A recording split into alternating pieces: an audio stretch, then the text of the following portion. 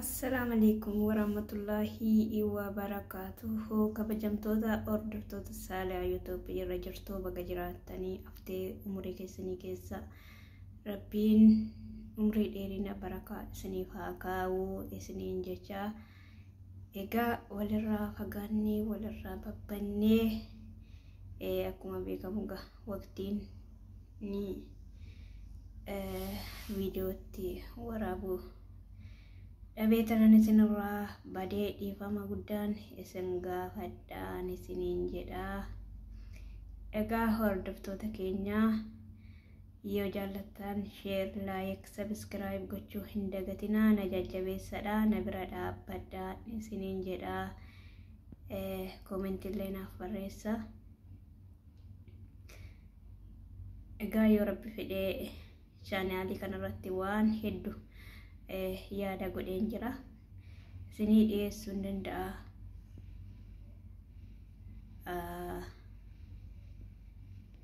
Isin immoo akka irratti na jajjabeessitanu abdiin qabaan isiniin jedha.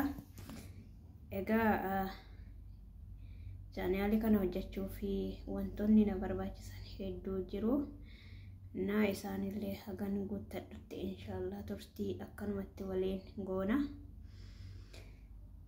Egaa hundiyyuu si'a tokko guuttatee hin jammaruu waluma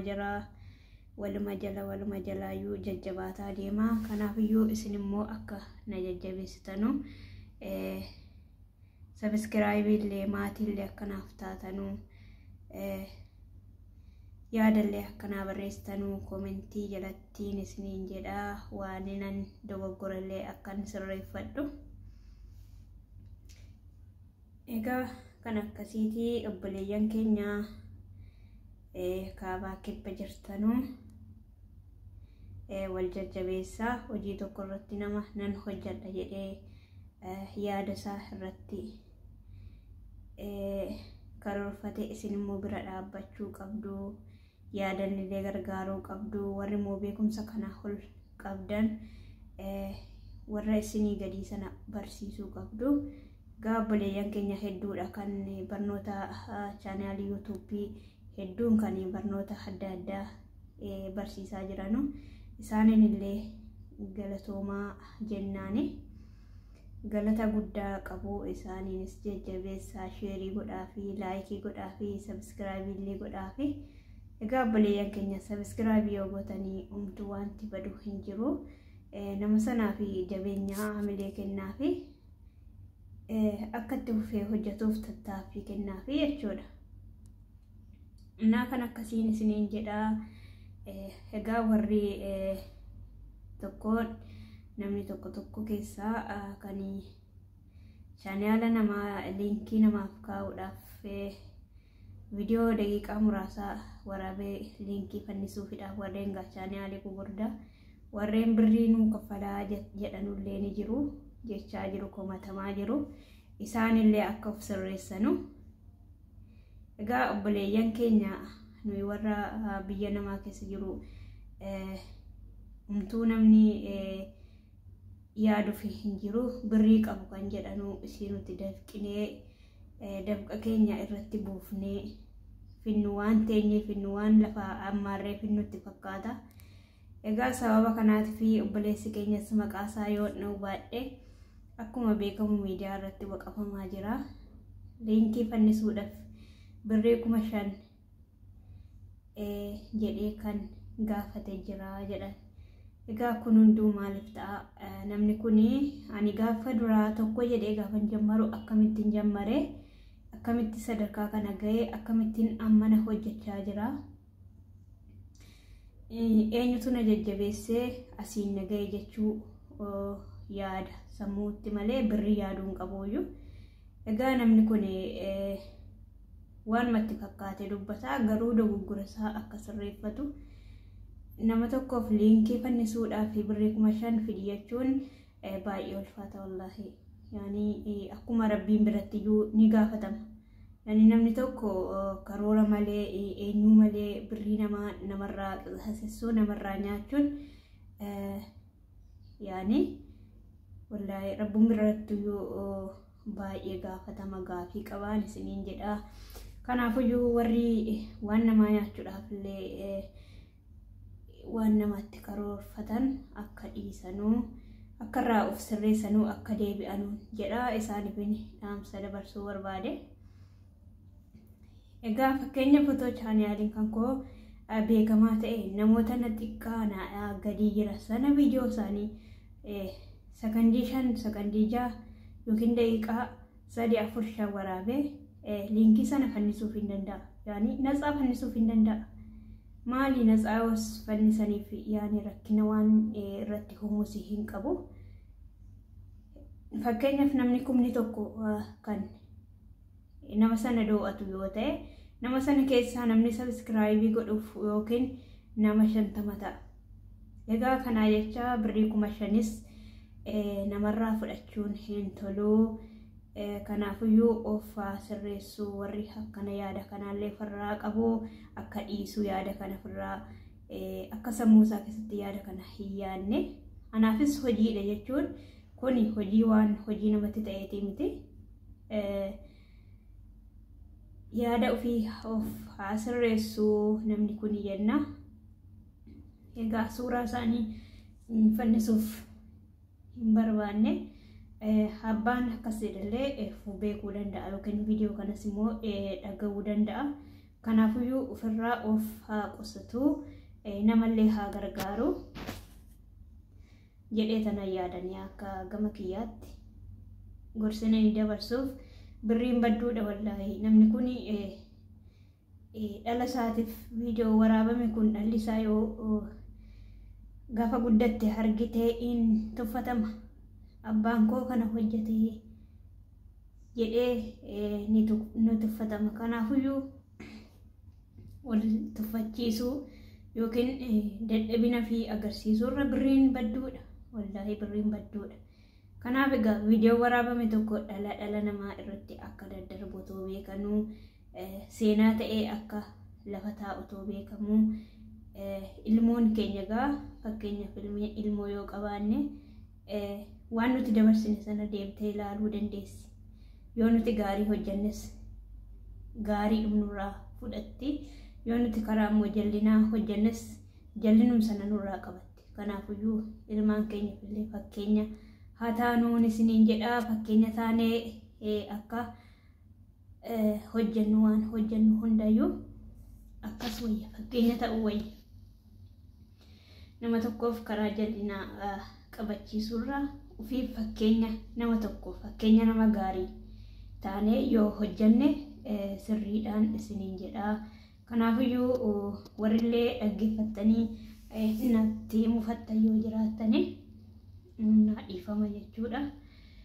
Kun egaa yaada namootati, yaada nama garaagaraati jechuudha. Kan kos yaadni garmaa addaa, kan nama tokkos addaa. Kanaafiyyuu namni tokko yoo dogoggoree beekumsarraa argachuu ni mala, of sirreessuun illee ni mala.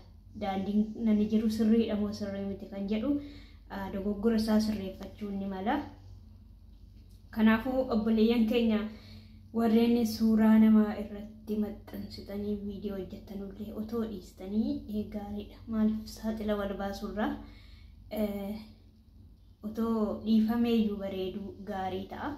Namni sana keessanillee too itti himanii keessan dubbisanii yoo kan danda'amu ta'e yookaan immoo utuma maqaa isaa hin dhahin viidiyoo yoo irratti waraabdanii sirrii ta'a. Egaa isinis rakkinni jiru nama sana yoo maxxansitanii akka namoonni isa daawwatan sun karaa keessan dhufanii akka laalan taasisa. Kanaaf isin fayyada malee yaani otoo dhiistanii yoo gaarii ta'a. Kanan isinitti himuu barbaade. Kanaafuu walaa jajjabeessinuu wal bira haa dhaabbannu, wal xiqqeessuun illee hafuu walaa guddifnu.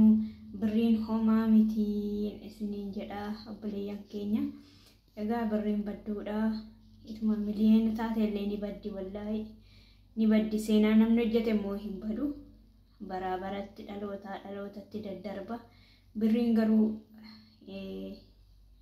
wanti ishiin dhalootaa dhalootatti wanti ishiin darbitu hin jiru. Uma baddi ishiin. Innaa kanaafuu seenaa bareedduu haa ol keewwannuu, seenaa jajjabaa haa keewwannuu, seenaa diiniillee haa keewwannuu, waan gaarii fakkeenya ta'anii haa hojjennuun isiniin jedhaa. Fakkeenya ta'anii waan tokko hojjechuun baay'ee barbaachisaadha. Maaliif dhaloota darbuufillee seenaa ta'ee ta'a. Nama isa dhufuufillee muuxannoo irraa argachuu danda'a. Kanaafiyyuu warreen silaa chaanaaliin keessan guddatee beekame kadhaa tokko malee gaafii gaafatamtaniif akka liinkillee fanniftanuuf birrii malee jechuudha. Kanaan isin gaafadha. Maallaqni gaa akka badduu taate baraa ishee namatu isinitti hafaa, nama wayyaa.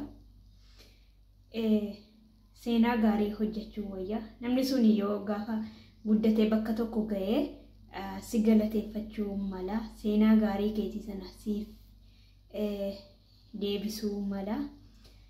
Kennaan illee haa ta'u, jechaan illee haa ta'u, wanni ta'een silaa siif deebisuu ni mala.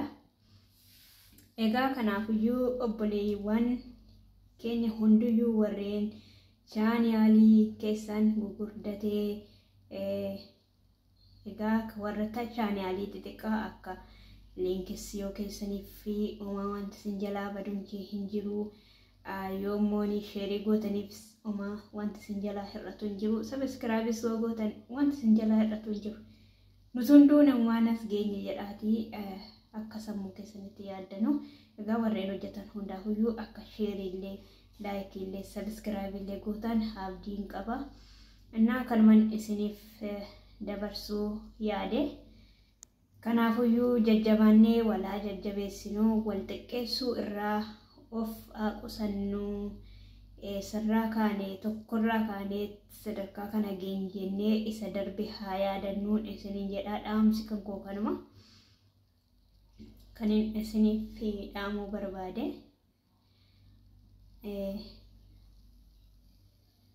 Egaa kanarratti warri yaada kan koolleen deeggaruu barbaadan yookiin immoo yaadni kee hin taanellee warri jettan koomentii jala naa kaa'uu hin dhiisinaa. Koomentii naa barreessaa. Warri immoo hin dogoggorte yaada kana jettanis koomentii naa barreessuu hin dhiisinaadha. Egaa namni tokko waanumatti fakkaate haasa'a, waanumatti fakkaate hojjeta. Kan otoo itti yaadeen haasa'us ni jira, kan itti yaadee hojjetes ni jira. Innaa akkasiin isiniin jedhaa. Turtiin kan koo kan akkanaatii. Egaa na jajjabeessaa, na bira dhaabadhaa. Koomentiillee barreessaa, sheer, sabiskiraayib gochuullee hin dagatinaadha. Kanumaan isiniin jedhaa. Egaa kanaan boodatti immoo mana uffataallee silaa meeshaallee iddoo dukkaana meeshaan gatiin isaa babbareedduullee viidiyoo isiniif waraabee isiniif gallakkisuu nan danda'a. Innaa tokko tokko yeroo tokko tokko gabaan sila baay'atuu fi namni waca namaatiif sagaleen hedduu viidiyoo waraabuun namatti hin tolu. Akkasiin isiniin jedhaa. Warreen jilbaaba illee barbaadan jilbaaba, dira'aa, shiittii warri barbaadan kun hundinuu ni jira. Isaanin viidiyoo isaa waraabee isiniif postotuu hin danda'a inshaallah. Egaa obboleeyyan keenya warreen dukkaan irraa fagoo, warreen mana xalabaa jiranuu, warreen immoo baay'ee kan deemanii itti dhufanu gabaattitu jira. Kanaafiyyuu isaaniif illee dhiyeessuun nurraa barbaachisa. Maaliif yoo itti haja'amanii nama fiduuf illee dhabanii yookiin immoo fageenyanii yookiin immoo suuqii baasuu warra didutu jira. Innaa kanaafuu warreen akkasii caammaallee suuqiin caammaallee ni jira, caammaa rikaashillee ni jira, qaaliin illee ni jira. Egaa hedduudha. Kanaafiyyuu isaaniif akka fudhatanu yookiin akka hergamuuf bakka jiranutti يعني kan delivery bakka jiran ni kaffalatu location ni erguu fi xalabiyyaan gatii isaa walii galanii birrii isaanii kaffalanii uffata isaanii fudhatu. Na kan akkasiin isiniin jedha rakkinni hin jiru.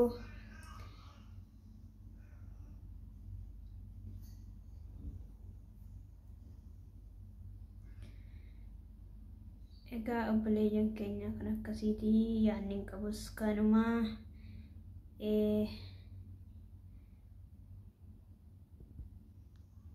amma mata dureettaan walitti dhufnutti turtii gaarii nagaa ta'aa isiniin jedha. Assalaamu alaykum warahmatullahi wabarakatuh.